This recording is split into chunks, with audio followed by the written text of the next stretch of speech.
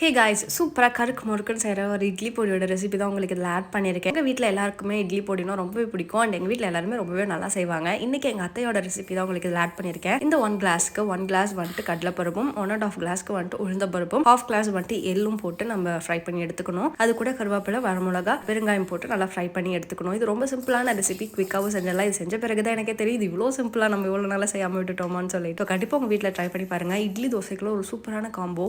எல்லாத்தையுமே நல்லா சிம்லேயே வச்சு ஃப்ரை பண்ணி எடுக்கணும். ரொம்ப கருகவும் விட்டுறக்கூடாது.